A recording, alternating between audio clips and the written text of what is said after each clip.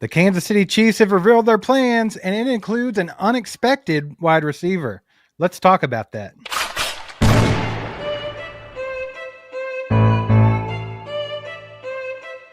You're listening to All Chiefed Up. ACU Crew Chiefs Kingdom, welcome in, baby. How we all doing? OTAs is well underway, and we actually got to see a little bit of footage today, Mike. Everybody's a little horned up. We've seen football back in action. The season is officially underway. Yeah, I'm excited. We finally got to see something. This was the last day they're practicing this week, I think, and then they're off till next week. So we got the last day. We got to hear from some players. We heard from Mahomes a little bit today. We heard from Xavier Worthy. We heard from George Karlaftis, Pacheco. We also got to hear from Andy Reid. Big Red. We learned a lot of info today from those pressers, which we'll get into in depth in a minute. And then we got a few practice clips we can show and different things. And there's just some notable news throughout the day that we've seen, Steve. But the biggest one might be that unexpected wide receiver pecking order that we're going to get to in just a moment. Absolutely. We'll get there. Before that, do your boys a favor. Hit the like button real quick. Just takes a second. You know the routine. Get it together, ACU Crew. Hit that like button. But good to see everybody. Make sure to get in the chat and let us know what you think about everything tonight. And let's have a good time, man. Let's get it rolling. Let's talk about this, whatever you want to talk about. Where do you want to start, Mike? Let's just start with it, man. Here we go. Charles Goldman come out with an article today from A to Z Sports, our boy Charles Goldman. He says Kansas City Chiefs OTAs, a big surprise in the wide receiver pecking order, and 3 more notable takeaways from practice. So the first thing we really wanted to talk about today was the absences, Steve. You didn't have Hollywood Brown there. You didn't have Rashee Rice. So Andy Reid kind of covered some of that. He said Reid prefaced his presser by noting that a few guys were asked to stay home this week due to illnesses. The team didn't want anyone getting sick at practice or in meetings, and he confirmed that Rashee Rice was one of those players. Rice and Brown's absences were the most notable. Some other key players were at practice, but not participating due to injury. A lot of people thought that Rashee Rice, Steve, wasn't there and wasn't doing anything because of that knee. But when Pat spoke today, he actually said he looks like Rashee Rice. There's no limitation. He looks explosive and fast. Let's go, baby. What do you think? Do you think this means he's going to start the season on IR? Do you think he's going to be ready? He's not starting the freaking season on IR. That's absurd.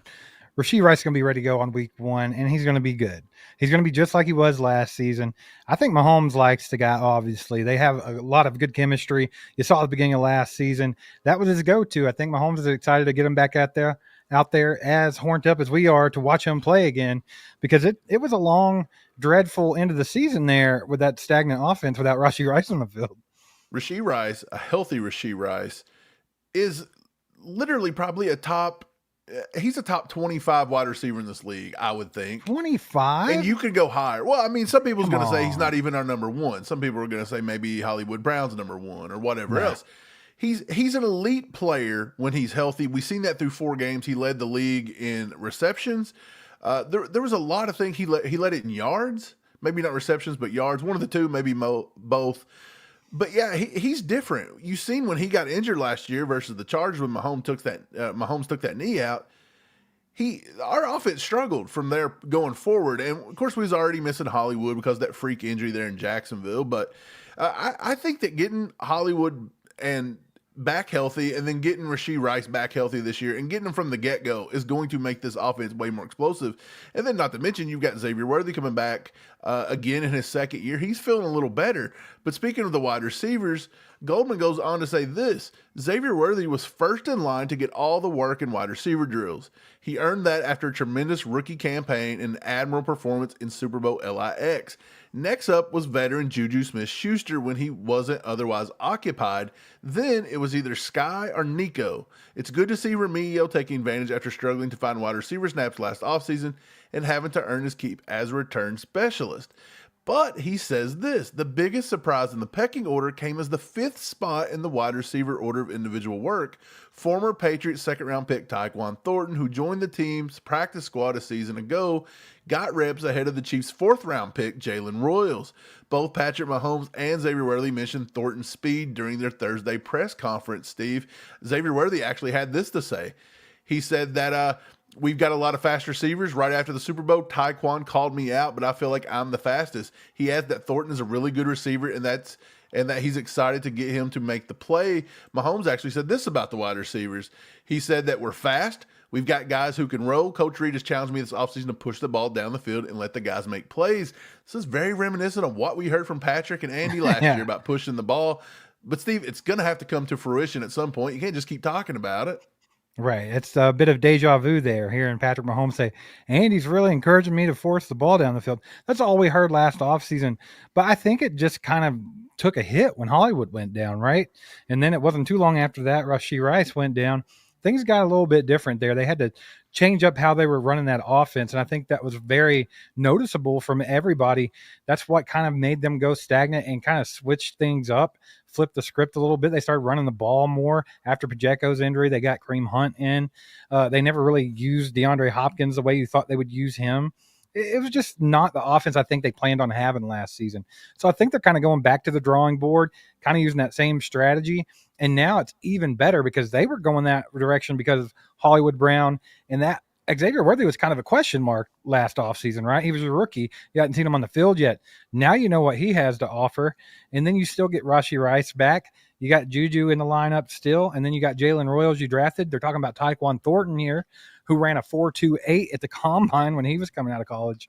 I don't think he ever got a good, fair shot at it in New England. I mean, he was playing with freaking Mac Jones and those guys. So, I mean, that's pretty exciting, man. I think this offense could be a lot more explosive.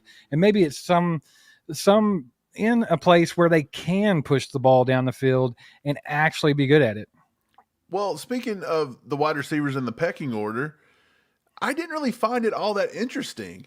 They were saying Tyquan Thornton fifth in the pecking order, this and that. I mean, in my opinion, it was literally the first practice we got to see from OTAs. Your top two guys aren't there. It's not that big of a deal for me. I feel like this was just a grasp at straws kind of, some kind of a big thing for everybody to push as a narrative. Chiefs Kingdom's very easily impressed in the offseason. We've seen that. It's always enamored with a wide receiver. But the way it sounds is that, Rashee Rice and Hollywood's your 1 and 2. Xavier Worthy was first up because they wasn't there. He's the 3. And then Juju was the 4. Does that not? We've been saying this all off season. That's probably of course. I mean, obviously that makes total sense. So then they said that Skyy Moore was working in at number 5 with Nico. So that's essentially 6. And then Tyquan Thornton works in at 7. So how is he now? Like, you forgot Jalen Royals, brother. He worked in before Royals. That was what I was just getting ready to say. And of course, that's not going to happen. I think the Skyy Moore thing is whatever. Okay, let's be realistic here. You already named the first 4. That's pretty much locked up, right? I'd say Juju's at 4. The other 3 guys are in the top 3. And then after that, it's going to go Jalen Royals. I think Tyquan Thornton may sneak his way into the roster. You got Nico that they might take for special teams Skyy purposes. And Nico were actually playing before them today, though. So, dude, I mean, Mike, you said the other day, it's not out of the realm possibility for Skyy Moore to make this roster again. Right. Just when you think he's gone, just when you think they're done with it, they will put him on the roster. They did it last year. I think everyone thought they were going to cut him last year. But I actually think this is the time that they go ahead and get rid of Skyy Moore, because I think it would be a lot more beneficial to the team to give guys a shot, like the rookie Jalen Royals, like Tyquan Thornton, who could earn a spot on the roster. Get Nico involved in the offense a little bit. There are several different guys out there, even Elijah Badger. I mean, a lot of people are excited about what he can do with his size and speed and everything. So I would rather see some of these new guys, some of these young guys get a fair shake instead of seeing Skyy Moore sit on the sideline again all year. That's just me. Look, man, you can see Skyy right now. He come back. He looks like he's in better shape this year. He looks a little bit quicker, and he looks a little thicker. So, I mean, look, maybe he's figured out that this is his last shot to stay with this team and to play with Patrick Mahomes for the long haul. You better not screw it up.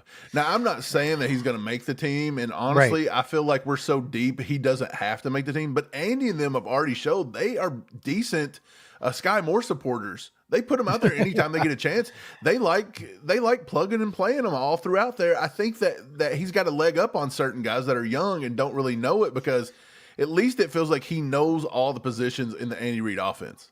Well, call it what you want to, whether it's laziness or it's smart or whatever.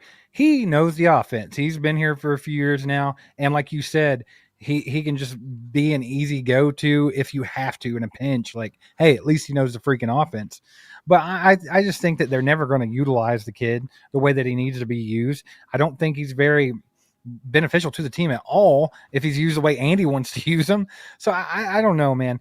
I think it'd be a stretch for me to see him on the 53-man roster, to be quite honest about it. Every offseason, Skyy's working hard. Skyy looks in really good shape. Skyy's getting this. Skyy's getting bigger. He's There's doing always this, a he's doing receiver that that. comes out of nowhere that everybody loves. Right. But today was Tyquan Thornton. So to wrap that up, do you think Tyquan Thornton has a good shot at making this team as wide receiver 6, possibly? Well, I mean, or do you just think this is... The funny thing about it is we've talked about who could potentially make the roster and wide receivers, and really we kind of brushed him off a lot. And when you really look at it, you think about it, it's a guy that has a little bit of NFL experience. He ran a 4.28. He's a bigger guy. I think he can offer the team a lot. He might have a lot in that tank, dude, that he didn't get to show over there in New England. And rightfully so. I mean, they had a trash ass team.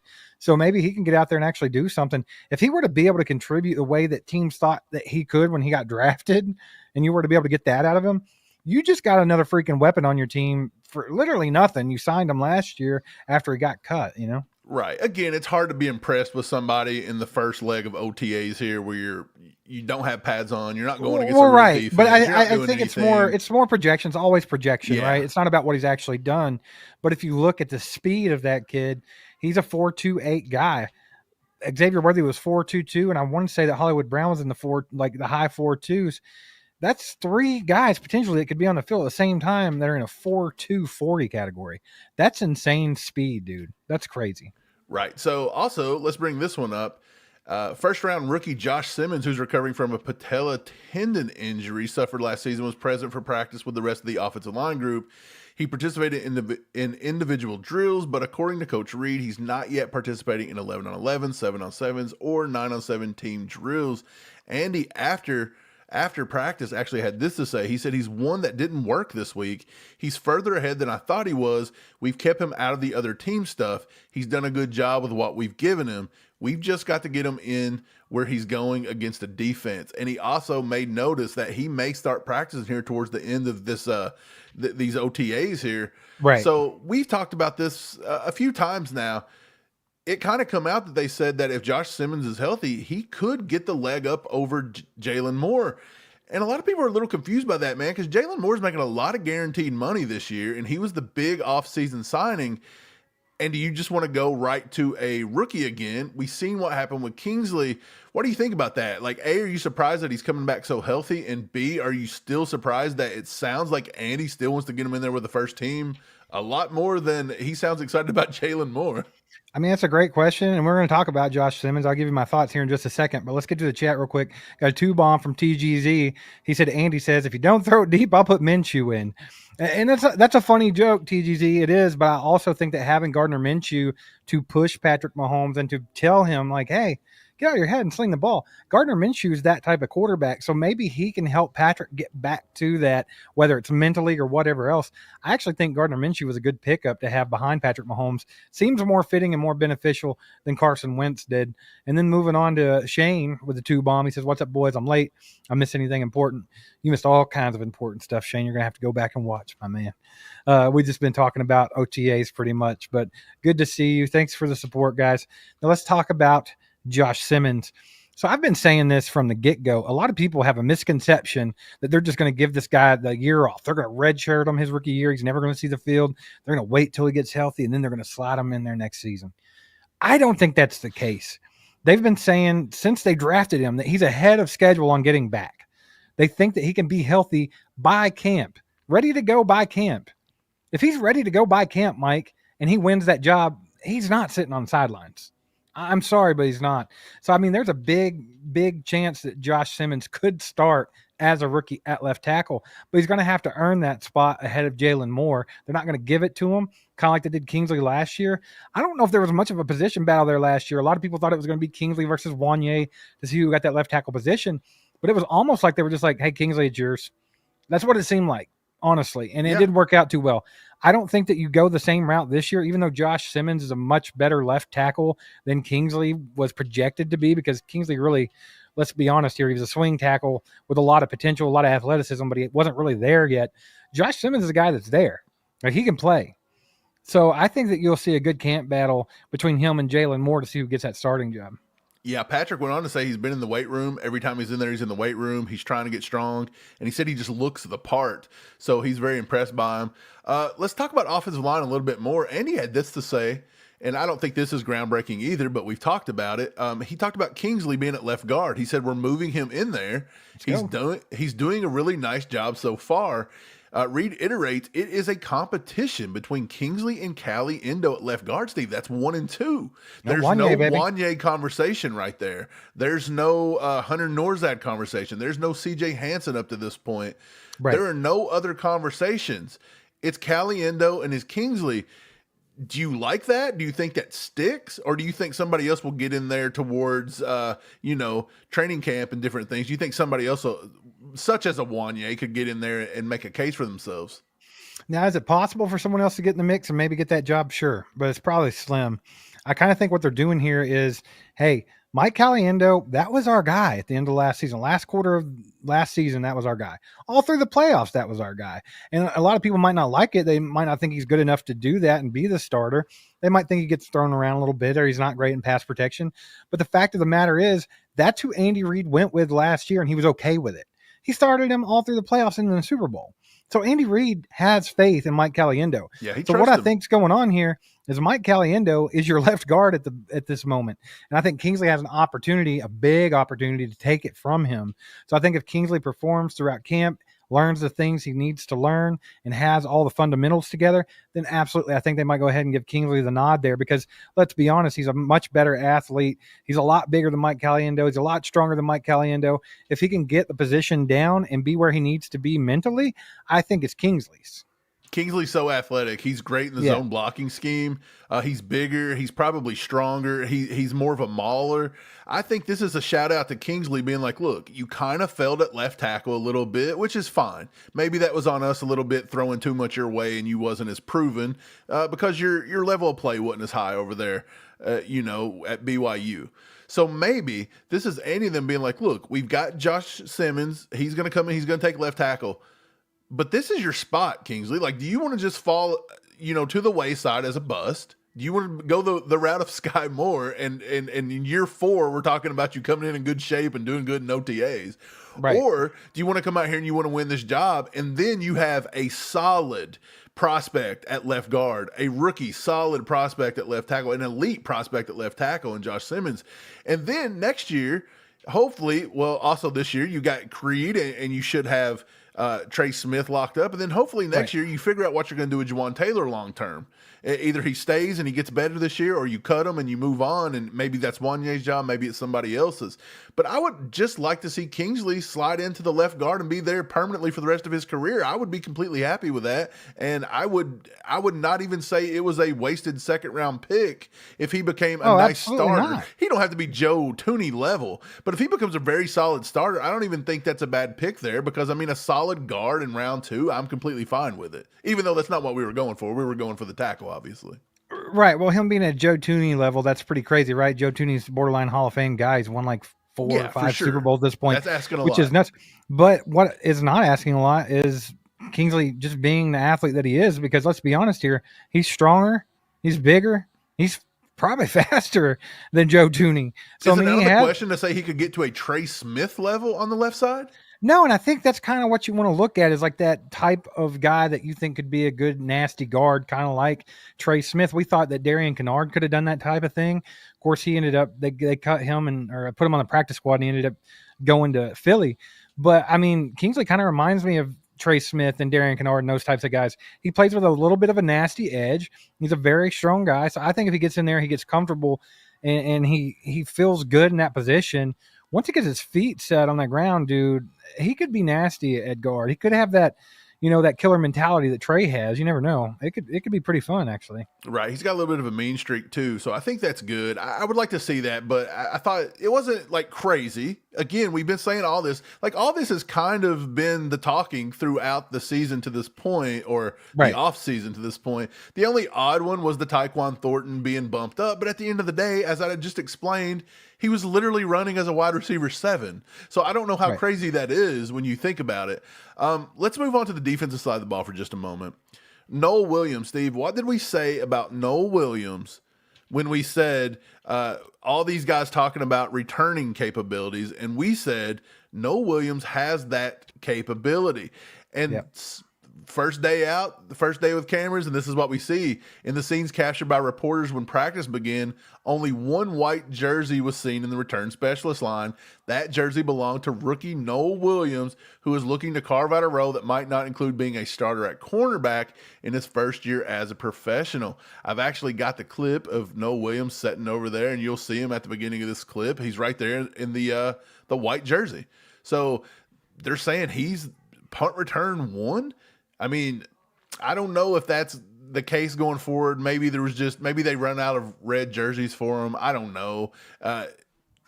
It seemed like to me the defense is just wearing the white jerseys today.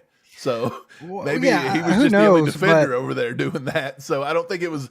I feel like people are just trying to find stories that make the point remains crazy. the same here. The point Right. remains the same.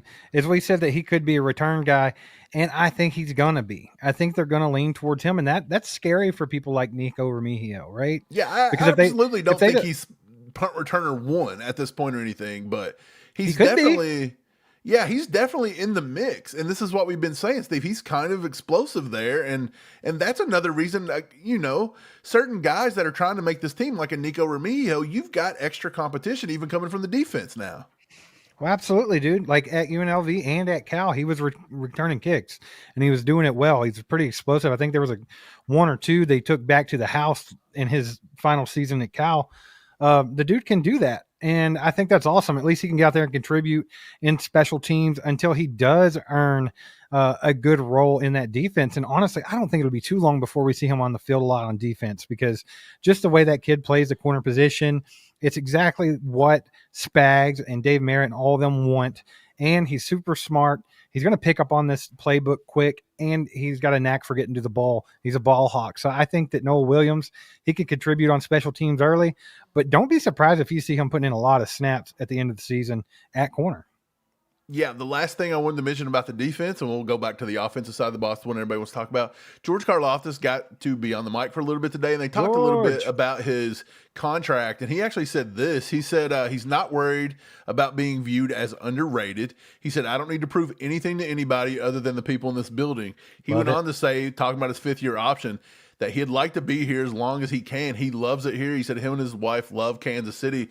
So I think George is playing, of course he's playing the nice PR game. He's not going to come out and be like, I absolutely hate this city. I don't want to be here. Like, he's I believe never it from George, though. But I honestly believe he likes where he's at, and I believe George will do whatever he can to sign a good, maybe not team friendly, but I don't think George is going to come in and try to reset the market or do anything crazy. I think he knows his limitations. I think George knows everything about himself, and he says, look, just pay me what we think's fair. Let's all go on and let me be here. Maybe even a lifer in a Chiefs uniform. Absolutely. I get no prima donna vibes from George Karlaftis. I don't think that he's going to be going after a massive payday. I think he'll take what's fair, and I think he'll try to stay in Kansas City. I think it's obvious he likes it here. You hear every player say, oh, I love it here. I want to play here as long as possible. But I believe it from George Karlaftis. You can see it in his actions, just the way he acts. You can watch him on the field. You can see how much he loves the city, especially if Chris Jones is around, because I think those two got a bond going on there that's pretty rare in the NFL, to be quite honest.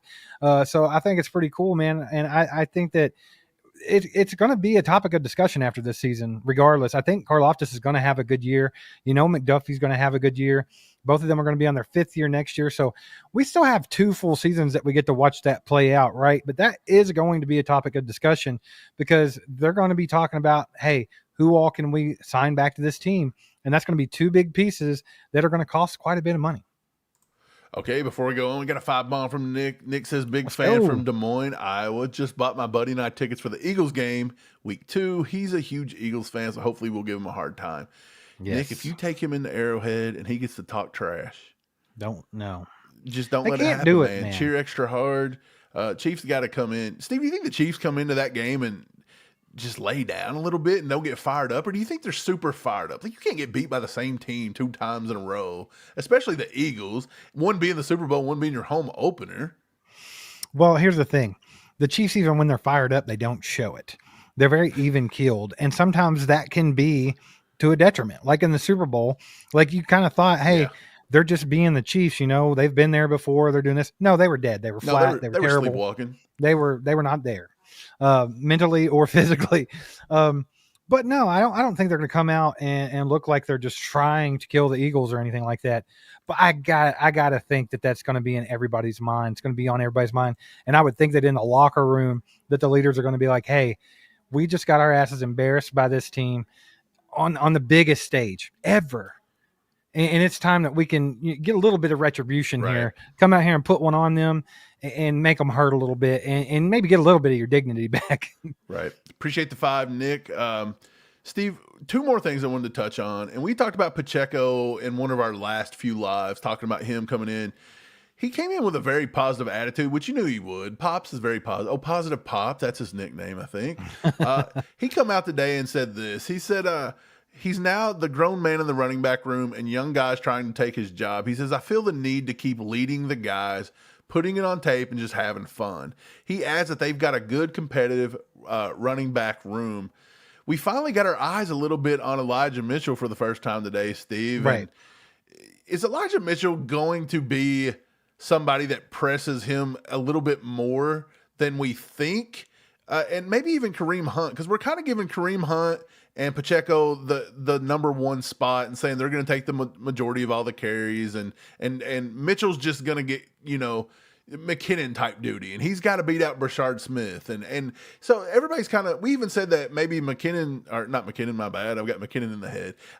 Longing for the days of McKinnon. If Mitchell can come in and become that row, he's going to get that. But is Mitchell really even, is he really a camp casualty cut, as not just we've speculated, but it just feels like he doesn't have a role here.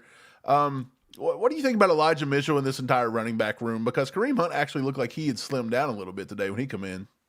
Well, there's only 3 ways this can go here. And I think that they're all at a 33% chance right now. But I mean, he could either do what you said, just kind of not have a place and be a surprise cut, right? Maybe before he ever actually plays a snap for the Chiefs, he's gone. He could also come in, get a role on this team, be in a position to do that, and then get hurt and be hurt like he always is. That's kind of the stigma that he has, is that he can't stay healthy. Or the third option here is that he finds his place on this team and he stays healthy. And if he does that, Mike, he's got every opportunity in the world to get as much work as Kareem Hunt and Isaiah Pacheco, because this kid fits into Andy Reid's scheme. He has a lot to offer. He's very, very fast. He's got good field vision. I think he could fit in very, very well. So if he can stay healthy, I think that you might see more Elijah Mitchell than you think. Yeah, I totally agree. You can see here Pacheco was getting all the snaps with team number 1. I still think Kareem Hunt's going to be that number 2 guy. I think he was brought in to be the McKinnon guy. I really do. And this kind of scares me a little bit about Brashard Smith, because again, he's a 7th round pick, and I think he's got all the intangibles and everything under the sun you want from an explosive, maybe a 3rd down back at first, a receiving back, this and that and everything else, Steve. But at the end of the day, how crazy would it be if Brett Veach can hit on back-to-back 7th round running backs? That's almost impossible. This is like going and playing scratch-offs and just winning every time you take a shot at it. And to me, I feel like Brashard Smith is the one playing catch-up big time here. He could find himself on the practice squad. Yes and no. Here's the difference, right? I think Isaiah Pacheco was a true 7th round draft pick. I really do. I think with his field vision and what people saw on tape, the fact that he was always trying to bounce outside, he wasn't good at hitting the holes from his offensive line and things like that. They thought that he's a 7th round draft pick. Brashard Smith was not a 7th round pick. Brashard Smith fell. I think Brashard Smith was expected to go probably 5th round, 6th round at the latest. He fell. That's why the Chiefs traded up and got him, because it's like, hey, he's still here. Sure. Thank you very much. So I think that Brashard Smith has a good chance of making the roster. I've been saying this all along, Mike, and you've kind of gone back and forth with me a little bit, but I don't know if Carson still makes this roster. I really don't. He might. He very well could. He did last season. But to me, I feel like if Elijah Mitchell's healthy, it looks like it could be the other 4. I think that Brashard Smith could be your 4th running back, and they could use him a lot in the passing game. I think that Andy Reid could have a field day, because we all know he loves to run by committee. And then if you got Pacheco, Kareem Hunt, Elijah Mitchell doing a lot of the bulk of the work, and then you can put in Brashard Smith to do some of that receiving stuff, man, or like little gadget plays here and there. I think that's the way they might go. Yeah, I mean, you've been saying this. I just don't see Andy as Carson Steele is now just kind of became the fullback. Like, Right, and we he don't use a made the fullback roster. anymore. That's It's true. But Andy outdated. likes That's to not a keep one thing. on the roster, and Andy will use them when he has We them. went When a he has couple one he years trusts. without it. We went a I couple think he years wants to without get it back, though. I think that's why they were doing this with Carson. I mean, the last Steele. time we really utilized one quite a bit was Sausage, right? Anthony Sherman. We also had Mike Burton for a couple of years after that, and you saw a little bit of Mike Burton, but it wasn't anything like you saw with Sherman. And then all of a sudden it was non-existent. I don't know, man. I think the league is kind of passed by a fullback. And I don't know if Andy Reid's going to try to go back into that bag of tricks or not. Other than Kyle Juszczyk, I can't really think of one that's even used. So I don't know if they'll go that route or not. On short yardage, Carson Steele's the number 1 or number 2 guy there because I mean, feel like with Kareem Hunt there, you don't need him. Well, Kareem Hunt can do it, but Kareem Hunt's also getting a little long in the tooth, and maybe he's not going to be as healthy. So I just don't know if I want to take that element out of the game in case we need it. Sure, but I mean, I don't know. I don't know if it's worth a roster spot, to be quite honest about it. If he gets the same amount of work as he got last season after week 2, then what are we doing? I'd much rather have a guy on the team that could be dynamic and maybe make some big plays. Take it up with Andy. Don't argue me. You take it up with Andy. Well, I don't know what Andy's going to do yet, so I'm arguing with you. Hey, man, Mahomes, he talked about Travis Kelce. Is it his last season or not? This is the last little bit of fun that we could pull out of all this. They asked him if it's his last season, and this is what Mahomes said. He said, if it's his last ride, you never know it. The way he's out there working, it doesn't seem like a guy who is tired of the job. So he said from everything he sees out of Kelce, he don't look like he's a guy that's just there for 1 year and going through the motions. That doesn't necessarily mean anything, though. I don't think he's going to come out and call Kelce out and be like, look, Kelce looks like crap. Right. He should have just retired in the offseason. But at the same time, I totally believe him. I believe Kelce is focused. I believe Kelce's always been focused. You can't be this late in your career and not put up the numbers Kelce does without being focused. Now, right. Father Time's undefeated. So, I mean, you've got that going against him a little bit, and I think that's what's happened over the past few years, but I believe Kelce's always been somewhat focused more than even people give him credit for in Chiefs Kingdom sometimes. Yeah, well, it's all about perspective, and we can kind of say what we think, and there have been times where even I have said out of my own mouth, Kelce looks uninterested, or last season maybe he looked uninterested in the Super Bowl. Exactly, his head was somewhere else, I don't know. But the fact of the matter is we don't really know what's going through Kelce's mind, right? I mean, you really don't. And the thing about it is, and one thing I can say for sure, is that Kelce loves football. I think it's apparent over the years. If you watch Travis Kelce play, he loves the game.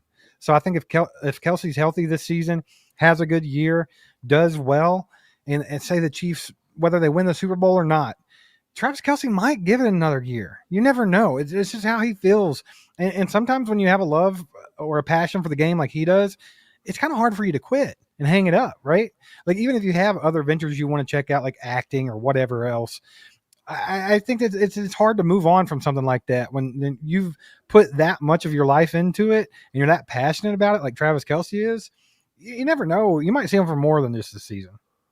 Yep, I agree, man. Thanks for everybody being here tonight, man. It's been fun talking a little bit about OTAs. We've actually got some cameras on the guys. We actually got to hear from the players, the coaches, different things today.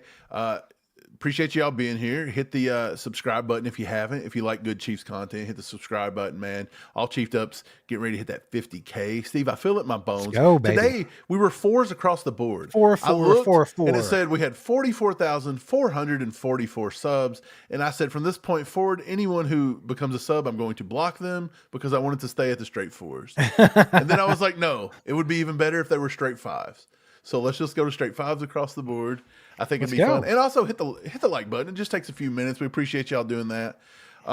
Steve, let's take a few questions from the chat. I know it's getting late. It's 11 o'clock our time. It's 10 o'clock your guys' time. Everybody's got work. It's not the weekend just yet. But we can talk football for maybe 10, 15 more minutes. And so let's take everybody's questions, comments, Steve.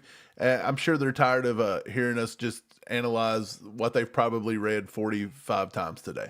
Yeah, how dare us talk about football on a football channel? That's dare not what they're here for. I did see somewhere in the chat, and I can't find it right here, but someone asked when we were going to do the members only live stream for May. Obviously, that'll either be tomorrow night or Saturday. We got 2 days to get that done. We're going to do it. Don't know exactly what the schedules are looking like right now, so just keep your eyes open, and we'll try to get it posted in advance a little bit. That way, it gives you time to make plans to be there if you would like to do so. So we will have our members only live stream. But yeah, let's go ahead. Y'all got questions? Throw them in the chat. Let's talk some football for a little bit. Like Mike said, subscribe, hit like, all that fun stuff. Share it with your friends. That's something that I'll say it from time to time, but that's huge actually. Like if you guys could just share the channel out with your friends or other Chiefs fans, that could help a long way on growing the channel as well. Because we're gonna grow big time this season. I have faith in that. It's gonna be huge. So yeah, 4-4-4-4-4-4-4. How many fours can we get on there, baby? So many fours, my man. Okay, I'm getting ready to go through the chat. I'm going to figure out what we got going, who's asked some questions. Let's just go to the bottom. If you've asked your question or whatever. I see a few. You can just redo it. Steve G. Pick says, does Major Williams make the 53? Steve's getting ready to do a short about Major Williams. 5 facts to know about Major Williams. Steve, I really like him. Coming out Carson Newman. He plays the safety position. He's a ball hawk. The Chiefs are making a habit of going out and getting these ball hawks. Now, yeah, maybe we got to turn the ball over.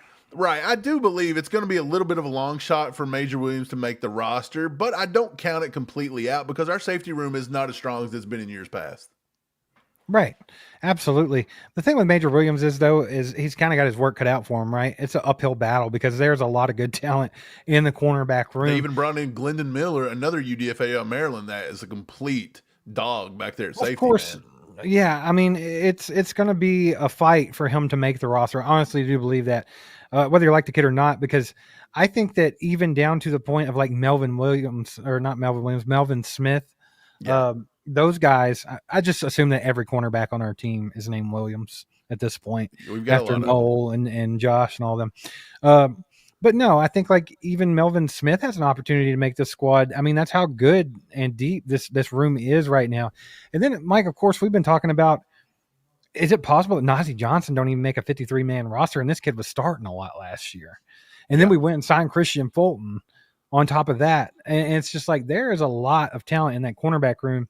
And I would be hard pressed to say that, Christian Fulton, Jalen Watson, Trent McDuffie, Noel Williams, and even Josh Williams would not be on the roster. He's another one that maybe could get cut, but that last spot, if they go with 6 cornerbacks, is going to be tough to get. Well, last year they didn't even announce corners versus safeties. If you remember when they released the 53-man, they just come out and put DBs and just took 10. And the surprise, Steve, was Christian Roland Wallace, the UDFA from last year.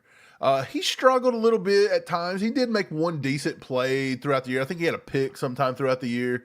But they went to him a few times and then they went away from him again. So you could tell it was growing pains and this and that. But I think that Josh Williams, Christian Roland Wallace, those two specifically need to have strong camps because they are in jeopardy of getting, maybe cut. Yeah. Do you think a guy like even Mike Edwards, he was brought in for veteran presence, this and that, but do you think if he gets outplayed a little bit, they couldn't go away from him?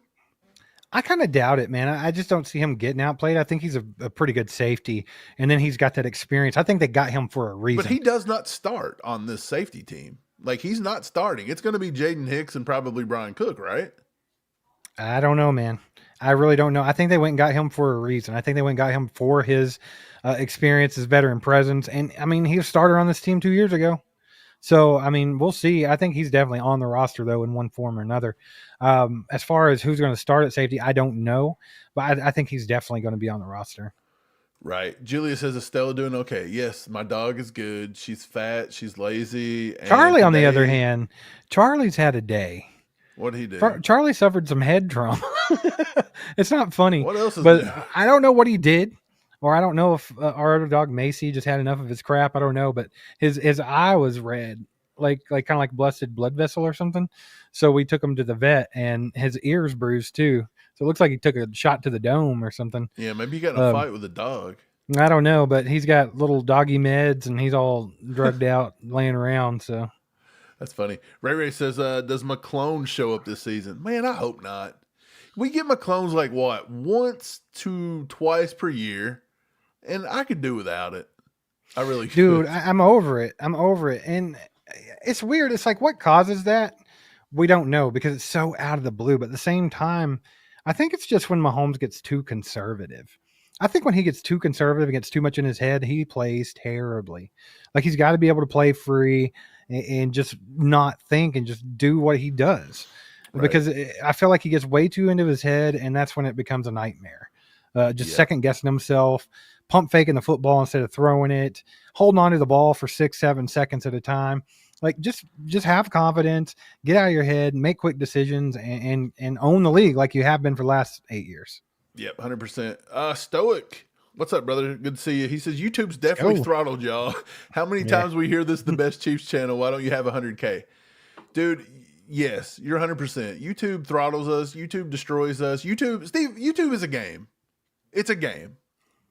We all know it. If you know how to play the game, YouTube rewards you. If YouTube don't like you, YouTube crushes you like a bug. It's pretty easy. I mean, that's the thing about it. Like, it is a game that you have to play, and we try to write a fine line here on our channel where it's like we want to do what we want to do. We don't want to bullshit everybody, but we still have to kind of play the game with thumbnails and titles and stuff like that. Because if you don't, you're toast, right? You're literally non-existent. But yeah, I mean, I'm not going to just say we're the best Chiefs channel on YouTube, right? But at the same time, I think we are one of the best. And yeah, I mean, we could have a lot more subscribers right now if we got the preference on every search engine on the internet, or if, it got shoved down your throat like some of the other channels. I get it, but I don't care either. Those guys all do a lot of work too, and they deserve everything they get. It just so happens to be that way. So, I mean, we'll keep on grinding and put out the content. We'll get there, Stoic. It's going to be fun too. Sam says, can Bossa possibly beat out Tranquil if he starts to look slow like last year? Tranquil did not look as good last year as he looked the first year he was here. Yeah, it was kind of strange, wasn't it? I thought he was going to take on more responsibility, which maybe he got more responsibility and maybe it caused him to think a lot more or something. I don't know.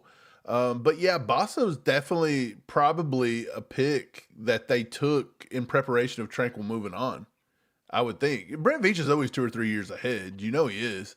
So that's a pretty good thing to watch in camp to see what is. Stoic also says, wonder if not saying podcast for that ass will help. No. That one guy might come back. Yeah. I mean, YouTube, there's several channels out there that'll drop F-bombs. YouTube doesn't have a language thing, I don't think. No, as long as you're not being crazy.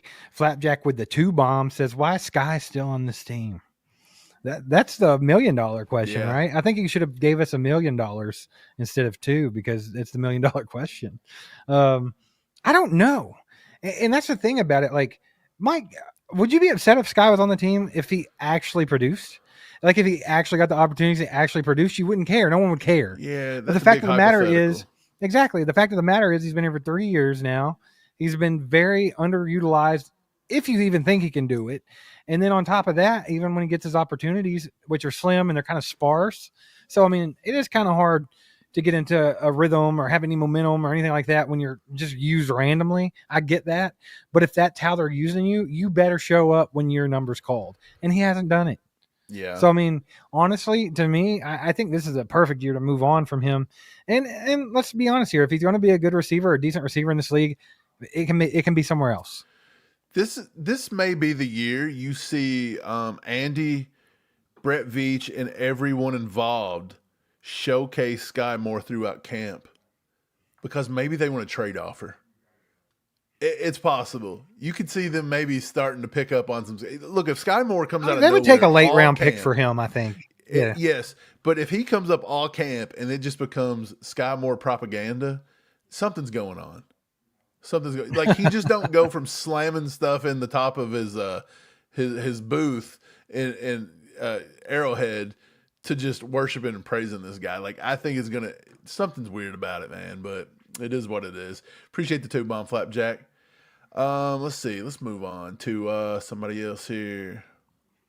What about Brenda Pike with the 444 says to help move on? LOL. Hey man, there we go. Just keep adding fours. Just keep adding fours. Appreciate you, Brenda. Thanks for your support. Beautiful number today. Steve P. Swizzle. He says, Mike and Steve, any worry that Norman Lott is being, I'll say, so he's saying, is he been signed yet? No, he's not been signed yet. There's only been 2 second-round picks not been signed. And it's because certain second-round picks are set in the market this year in the NFL. They're trying to get guaranteed money. And I don't think Norman Lott's asking for that or anything, but there's something going on with it. But he did show up today. He was active in voluntary tryouts, involuntary OTAs. So yes, his contract's not done, but he is showing good faith. He's out there. He's trying to learn. He's not trying to put himself behind. I like the kid, Steve. I think he's smart. I think he's got a lot to offer the Chiefs. Just something's going on, and it could be beyond his control. Maybe his agent's being a little turd or something. Who knows? Yeah, I don't know. I mean, a lot of these guys, and rightfully so, they kind of want to make sure they get a lot of guaranteed money and stuff like that. So it's probably something to do with that. Because, I mean, that's another guy that came in that we drafted that potentially has an injury thing, right? They were worried about his knee or something like that. So maybe he is too. Maybe, he wants to make sure he gets his money in case something does happen. I don't know. I wouldn't think too far into it at this juncture. At least it's not like a Shamar Stewart situation where he's just calling the team out and being like, hey, they're cheap. I'm not taking their crappy ass deal, and I'm not even going to play. I'm just going to stand over here. I don't think it's anything like that. So I wouldn't worry too much about it yet. We'll see how that develops, though. We'll keep an eye on it. Brian Parrott said that we're his second favorite broadcast, and that hurts my feelings. I thought we were Brian Parrott's favorite of all time. Well, daggone. Yeah, he made sure to let us know we were second.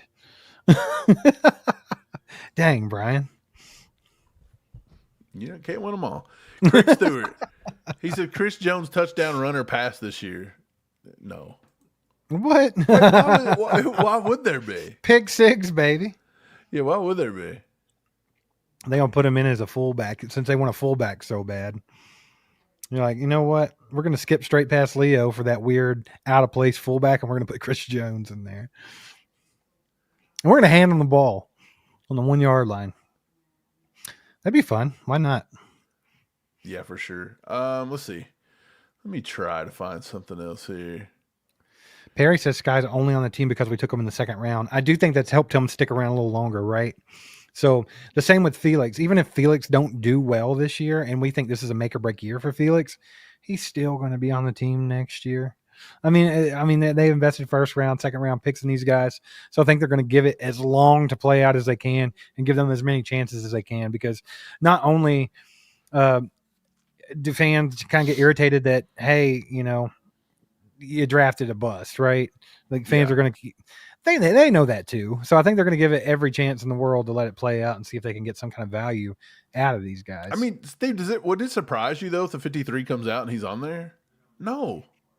Like I think like we've said, like I think Skyy had a lot of look, he was definitely overdrafted. I don't think he was necessarily a second round pick. But if you remember, Brett liked him from the beginning. It was rumored that we were going to take him in the first round, which was wild. But he got him in the second. He traded down and picked up more picks. So it was kind of like essentially kind of like the Josh Simmons thing. So he traded down. He still got the guy he wanted, which was Skyy Moore. Skyy had all the potential in the world. And then kind of the fans jumped on him. And then we kind of was like, giving him an extra year. We were like, hey, it's not fair. Let's give him at least 3 years. But it's like at this point, it wouldn't surprise me if Andy puts him on the roster. It really does not. Like if Skyy doesn't go anywhere, I wouldn't be surprised. But at the same time, I think if this is the year, or if he goes, this could be the year. And I think if you don't want to let him just walk, you've got to try to get something out of him. And the best way to do that is try to hype him up a little bit. So maybe you're going to see him, right? Get hyped in camp. Maybe they run him with the first team. Maybe Mahomes slings on the ball 50 times. We've had to talk about Skyy more than I ever really have wanted to, right? Till we're blue in the face, and just to kind of put a bow on that, like we'll see what happens. But like Mike said, it wouldn't be like crazy if they did put him on. I mean, it really wouldn't blow my mind or anything. I mean, people's been calling for him to be cut for years, Steve, and we keep saying they're not going to do it. But this is the first year I can't confidently say they're not going to do it. Like I feel like it's the last year of his rookie contract, so I mean, they very well could. Just keep him around. Yeah, Who they could knows? because he's cheap. But the thing about it is, it could be a whole different thing too. If this was any kind of other offense in the world, and they would have been like, "Oh, this kid's a slot receiver. Let's run him from the slot, and let's just give him the ball and let him create after the Skyy catch." needs a change of scenery, man. Skyy could have probably been a 400 to 500 yard each year receiver, and we'd probably look at it through a different lens. But it is what it is. So what if Skyy gets traded? Let's just say Skyy gets traded to whoever team. Throw a dart. And he goes and he looks pretty good. He puts up 700-800 yards, 6 touchdowns. Dude, it would not blow my mind. It would not, because I do think that he has the ability. Instantly turn you back to the Chiefs and be like, what is the deal with our coaching staff not developing people? No, I don't even think it's or that. Do you just say, hey, honestly think it's the wasn't usage. a fit there. It's not. That's exactly the problem. That is exactly the problem. I would be willing to bet if Christian Kirk can be a slot guy and be as effective as he is, Skyy Moore plays a lot like him. If you look at his college tape, I mean, very, very similar, just fast and yards after the catch type guy. We've never used him as that ever. So I think it's very simple to see. It's not necessarily development. It's just, hey, you're not doing everything. And that's what we want the wide receivers to do. You need to do absolutely everything on the football field. And he just doesn't. I think he's a one-trick pony. I think he's a guy you got to pepper the ball to. You think he let him create yards after the catch? I feel like Mahomes won't even throw him a catchable ball half the time. Well, I mean, there's definitely been a problem there. No matter which way you want to look at it, Mahomes doesn't throw him catchable balls very often. We know that. I think we've seen the stat last year. Since Skyy's rookie season, every pass Mahomes has thrown to him, Mahomes has only thrown 32% catchable passes. Yeah, he doesn't throw him good balls. So I mean, that could be. It could be on Skyy. 1 out of 3 passes. It could be the route running. It could be a lot of things. They're just not on the same page, and it's just not a fit, right? And if it's not, and that's fine. But we'll see what happens. I don't know if he makes this roster. If he does, though, not going to fall over. I mean, I honestly, we've seen Andy and them do crazier things. They're very loyal to a fault sometimes. Yeah, that's true. Perry says, if y'all were Veach looking forward, what moves do you make to extend the window, add picks, and draft what? D-line is the obvious need. So you're talking long-term, how to keep this dynasty rolling, right? So I think he's kind of took on a New England Patriots kind of view of it, to where it's, you can't overpay anybody. You got like your core guys that you pay good money to. And then you go young and you develop, you hit in the draft and things like that. And Mike, you were just saying it. We don't know if the Chiefs develop people well. Well, damn, they're going to have to, because that's the formula we've been kind of using. Positions don't develop. I think, well. I mean, you look in the secondary with Dave Merritt and them, they tend to develop guys pretty well. They took a hard crash last season from what we thought was great. Boy, did it not look so good last year, because they cut Nick Jones. Right. He's out the door. They didn't want to use Josh Williams. Najee looked to be blown up. It's just one of those things Brian where it's Cook like, doesn't look as good last year. There was tons of problems back in that secondary. It's one of those things where you're allowed to have an opinion on stuff and you're allowed to develop that opinion however you want, right? But if you guys remember 2 years ago when we had the worst receiving core in football, everybody was after a first-year wide receiver coach, Connor Embry. They wanted, they were ready to get rid of him. They had the pitchforks out. It's all his fault why these receivers suck, right? Had nothing to do with the fact that MVS was our number one. Okay. But here we are 3 years later, and you've seen Rashee Rice develop from a second round pick to being a number one receiver for us when he's healthy, right? You also saw Xavier Worthy come in, who was, by all means, everyone thought that was kind of questionable. People were really down on him and thought, well, he's too little. He can't do this. He can't do that. He's going to get hurt, this, that, and everything else. The same exact thing happened with him. He developed great. Towards the end of the season, Xavier Worthy looked like the real deal. And we're going to get to see more of that this season. So, okay, the point I'm trying to make is, maybe it's not always the coach's fault. Sometimes it's what you got to work with. Because I think Connor Embry's done a pretty damn good job with these young guys, to be quite honest about it. But we were ready to throw him under the bus 2 years ago. Natural talent. So then does that mean it falls to the scouts? Are the scouts missing? I think everybody has a part in it, right? Like with Skyy Moore, the scouts maybe over-scouted him, right? Like maybe he wasn't as good as they thought he was. They didn't consider the competition level he played at Western Michigan. They didn't consider a lot of things, right? And then Skyy has a piece of that pie because he's not cashing in on his opportunities. Then you also have to look, they were using him as a punt returner when the kid had never done it in his life. just absolutely crushed his confidence, had the entire fan base after his ass because he dropped a couple punts when he shouldn't have been returning punts. Should there And be a then documentary you have made the about offensive Skyy scheme. Moore's downfall? You have the offensive scheme not using him the way that he really needs to be used because they expect him to do everything because that's what Andy does. So I mean, it's like we try to look for like one little thing and one little reason why everything goes wrong when really there's a lot of things in that recipe. There's a lot of ingredients there. Right. Yeah. To answer your question though, I think for me, I would definitely try to get Rashee Rice probably re-signed if he comes in healthy this year. I probably get him re-signed, and that's probably my long-term wide receiver 1. And I'm just gonna go draft. I mean, that's probably what I would do at that position. Running back, you probably don't re-sign Pacheco. You probably just let it go, and you just draft and hope.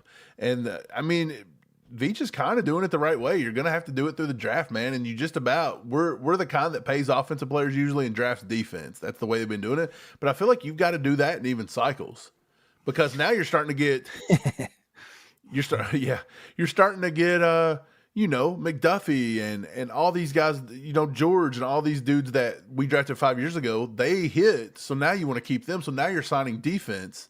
So now you might have to go to the offensive side to draft more. So yeah, go back and forth, man. I like that though. The Skyy Moore documentary and named by Peter Ortiz, Skyfall. That'd be a good little Netflix show.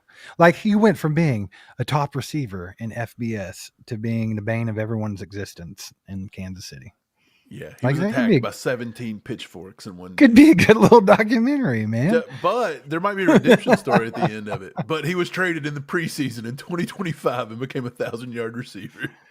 Brian Parrott says, did we set any records last year for smallest margin of victory? I'm pretty sure if that's tracked, it had to be pretty close. We were the most wins by a single score, wasn't we? So we probably have to be there. It's insane. Sam Lofton says he thinks they need to shake up the coaching staff. Some new voices, messages in the building would help.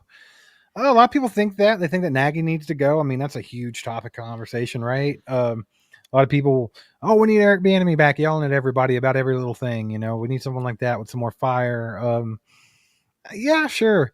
I do think that sometimes different perspectives and different people to challenge kind of what Andy Reid does.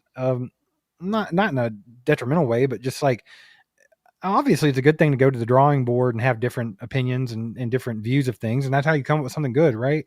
So, I mean, I'm not completely opposed to shaking up the coaching staff a little bit. And I'm sure that will naturally happen by attrition anyway. Right. I mean, it's going to happen. So, I mean, we'll see how that goes in the next couple of years, I'm sure. Yeah, man. Well, Steve, it's been a fun one. I hope you guys really enjoyed the OTA talk. I wish we could have done more of this kind of stuff for the past 2 days. I wish they'd let the media in and would have actually done something. It's like they actually wanted to get stuff done, right? Rather than let people in and analyze it, and it kind of irritates me. Yeah, it is what it is, man. Before long, it'll be camp, and we'll have things to have fun about. Let the boys watch. How about it? That's all we want to do. But yeah, I appreciate you guys being here. Thanks for hanging out with us. Thanks for hitting the like button. Thanks for sharing with your friends, all that fun stuff. Subscribe if you haven't already. Blah, blah, blah, and all that good stuff. But yeah, keep your eye out for more content. We'll be doing a members-only live stream either tomorrow night or Saturday night. Just keep your eyes peeled. We'll get it posted a little early, try to give you a heads up. Just got to figure out some things with our schedules first. And yeah, we'll have more content coming. I got a short I'm going to be working on getting done. And a couple other things. And before we leave, Peter has a train rolling in, baby. 5 gifted memberships. Let's go, Peter. Coming in clutch at the buzzer. Appreciate you, brother. Look at him. He's like Pat Mahomes with 13 seconds on the clock. He said, nay. I'm going to gift out 5 memberships to my friends. If you got one of those, make sure to thank him in the chat. Peter, you're a legend. Thanks, brother. And thanks to everybody else that donated tonight. That goes a long way. It's been a slow, dreadful month for football content, guys. So every little thing helps. So picking up, starting to pick up. Definitely appreciate you guys. Y'all have a good one and keep your eye out for content. We'll see you next time. Go Chiefs. Wow.